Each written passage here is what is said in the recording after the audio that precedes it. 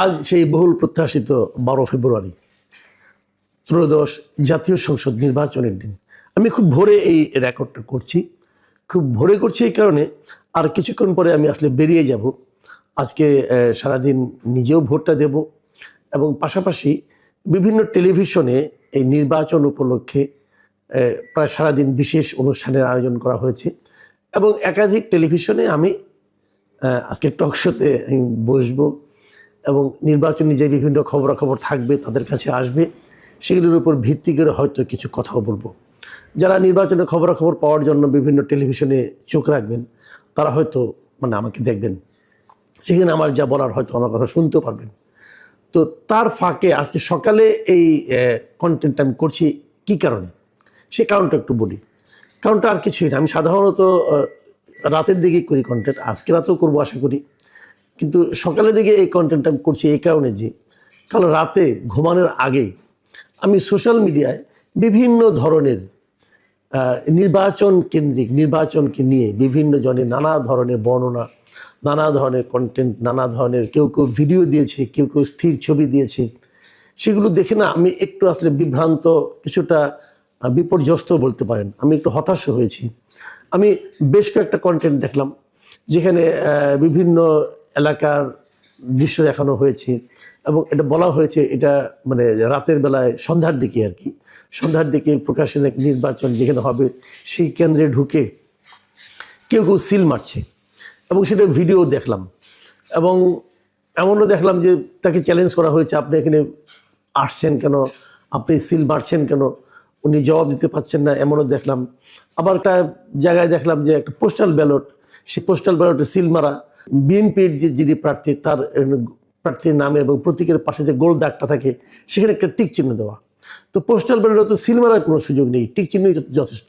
তো সেটা কি হলো সেটা বড় কথা না, বড় কথা হলো এই ব্যালটটা বাইরে আসলো কেন, এই ব্যালটটা এখনই কি করে বাইরে আসলো, এই ব্যালট তো এখন বাইরে আসার কথা না। আবার এর বাইরে আরেকটা ছবি দেখলাম যেখানে নাকি ভোট শেষ, তো ভোট তো শুরুই হয়নি তাই না, তার আগে দেখলাম যে একটা ব্যালট পেপার যে ভোটের যে রেজাল্ট শিট হয় সেখানে জামায়াতের যিনি পোলিং এজেন্ট হবেন তার সিগনেচার সহ একটা কাগজ বাইরে চলে এসেছে। তো এসব দেখে না আসলে আমি একটু মনই খারাপ করলাম যে আসলে তাহলে ভোটের নামে হচ্ছেটা কি। আমরা এর আগে নিশিরাতের ভোটের কথা শুনেছিলাম, এখন কি তাহলে সন্ধ্যা রাতের ভোট হচ্ছে, নাকি এগুলি সবই বানানোও কিন্তু হতে পারে। বানানো হতে পারে কিভাবে, আমি অনেক কিছু দেখেছি যে আমার নিজের জীবনে একটা ঘটনা বলি। গত 3-4 দিন ধরে আমার কাছে অনেকেই আমাকে কাছে আমারই একটা ফটো কার্ড পাঠাচ্ছেন। সেই ফটো কার্ডটা আপনারা দেখেন, সেই ফটো কার্ড আমার ছবি দিয়ে লেখা হয়েছে যে বিএনপিকে ক্ষমতায় আনার জন্য নির্বাচন কমিশন ও প্রশাসন যা যা করার দরকার সব করছি। এটা আমি দেখলাম, এটা এসেছে আমি আমি আমি যে ফটো কার্ডটা আপনাদের আমার কাছে পাঠিয়েছি, এখানে আমার দেশের সিম্বল দেওয়া আছে এবং আমার দেশ পত্রিকার একটা কার্ড দেওয়া আছে। আবার নিচে আবার দেখলাম তারা শিরোনাম টাইম নামে একটা প্রতিষ্ঠানের নাম দিয়ে তারা এটা করেছে, আমার ছবিটাও দিয়েছে এখানে, এআই দিয়ে বানিয়েও সেটা হয়েছে। কিন্তু কোশ্চেনটা হলো এই কথাটা আমি কোথায় বললাম। আমি নিজে যা কিছু বলি ভাই, আমি সাধারণত আমার নিজের মন থেকে বলি, নিজের চিন্তা থেকে বলি, এই ধরনের চিন্তা তো আমি কখনো করিও নাই। এটা আমি কোথায় বলেছি, যদি কেউ ভিডিওটা দেখাতেন তাহলে ভালো হতো। আমি নিজেও বুঝতে পারছি না এই ধরনের কথা আমি কেন বলতে যাব, এবং আমি নিশ্চিতভাবে আপনাকে আমি গ্যারান্টিতে বলতে পারি এই ধরনের কথা আমি বলিনি।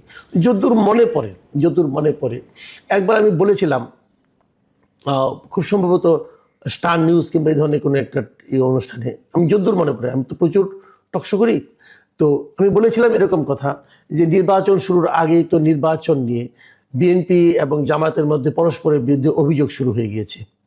বিএনপি অভিযোগ করছে যে জামাতে প্রশাসনের বিভিন্ন জায়গায় জামাতের লোক বসানো হয়েছে এবং জামাত অভিযোগ করছে প্রশাসনের বিভিন্ন জায়গায় বিএনপির লোক বসানো হয়েছে, এবং তারা অভিযোগ করেছে যে এরকম প্রশাসন এবং নির্বাচন কমিশন তারা জামাতের অভিযোগ করেছে যে বিএনপিকে জেতানোর জন্য যে কোনো কিছু করতে পারে। এই ধরনের কথা আমি বলেছিলাম বলে মনে করে, কিন্তু এটা তো ওদের অভিযোগ, অন্য একটা দল অভিযোগ করেছে একটা দলের এটা করতে পারে, একটা দলের জন্য এটা প্রশাসন করতে পারে। তো সেই অভিযোগটাকে আপনি যদি আমার কথা বলে চালাই দেন তো অন্য একজনের অভিযোগকে, তাহলে লোকে তো ভুল বুঝবে।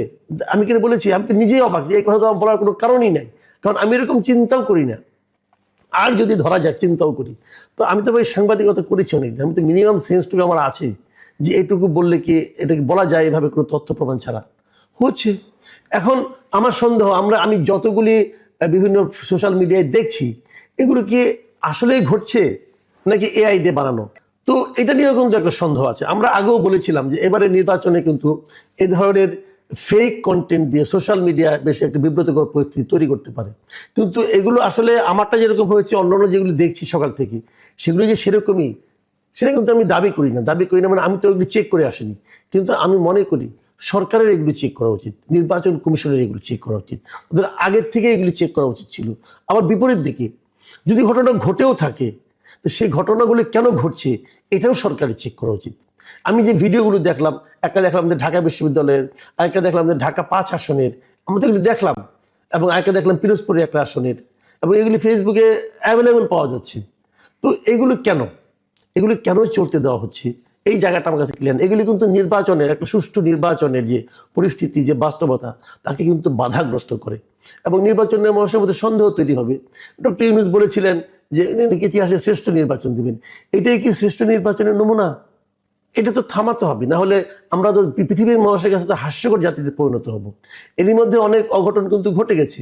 নির্বাচনের প্রচারণা বলা হচ্ছে যে 48 ঘন্টা আগে থেকে বন্ধ হবে, কিন্তু আমরা গত রাতেও দেখলাম এই যে পিনাকি ভট্টাচার্য নামে এক ভদ্রলোক, তিনি যা নাটক শুরু করেছেন, আমার মনে হয় তিনি প্রতি ঘন্টায় ঘন্টা না, প্রতি মিনিটে মিনিটে বিভিন্ন রকম পোস্ট দিচ্ছেন, এবং সমস্ত পোস্ট বিএনপির বিরুদ্ধে যার বিষোদগার, তারেক রহমানের বিরুদ্ধে বিষোদগার, এবং জামাতকে ভোট দিতে হবে, জামাতকে ভোট দেওয়ার জন্য তার প্ররোচনা। শেষে দেখলাম যে বাড়তে বাড়তে একটা পর্যায়ে যে উনি কান্না করছেন। একটা বয়স্ক লোক, মানে এটা কি পাগল না মাথা খারাপ, কিছু তো বুঝি না। সে আজাদি, ইনকিলাব, কি যেন বলে পাগলের মতো, জামাতের পক্ষে প্রচার করছে। জামাত কি এটা বোঝে না যে এই লোকটা প্রকারান্তরে জামাতের ক্ষতি করছে? জামাত তো তাদের পিআরও চেঞ্জ করা উচিত ছিল। তো এগুলো চলছে এই দেশে, এবং আমরা এগুলো দেখছি, এবং এর ফল কি হবে? আলটিমেটলি নির্বাচন একটা হয়ে যাবে, এবং সেই নির্বাচনে যেই জিতুক, ধরা যাক কথার কথা যে জামাতের বিজয়ের জন্য পিনাকি ভট্টাচার্য এরকম জান প্রাণ দিয়ে লড়ছে, যদি জামাত জিতে যায়, তাহলে এই সমস্ত যে আপনার এই যে অনিয়মগুলো, এগুলো ভার কি জামাতকে বহন করতে হবে না? আমি তো জামাত থেকে সেন্সিবল পার্টি মনে করেছিলাম। আর বিএনপিরও কিন্তু অনেকের বিরুদ্ধে নানা ধরনের অভিযোগ দেখা শুরু করলাম। গাজীপুরে 2 আসনে দেখলাম কি হচ্ছে, সবাইকে বলছে আপনারা সবাই চলে আসেন। তো এই নির্বাচন নিয়ে তো আমি খুবই আশাবাদী ছিলাম যে অন্ততপক্ষে নির্বাচনটা ভালো হবে। কি হবে জানি না, আমি হয়তো বেরোচ্ছি, হয়তো আমি দুপুরের দিকে ফিরে হয়তো আরেকটা কন্টেন্ট করব। প্রিয় দর্শক, আপনারা ভালো থাকবেন, সতর্ক থাকবেন, ভোটটা ঠিকমতো দেবেন, এবং ভোটে কোনো অনিয়ম দেখলে আপনারাও এরকম আপনার মোবাইল দিয়ে ধারণ করে ফেলুন এবং ফেসবুকে আপ করে দিন। প্রকৃত সত্যটা থেকে কিন্তু যারা প্রশাসনে আছেন, নির্বাচন কমিশনে আছেন, তাদের পক্ষেও সহজ হবে যে প্রকৃত তথ্যটা উদ্ঘাটন করা এবং সেই অনুযায়ী ব্যবস্থা নেওয়া।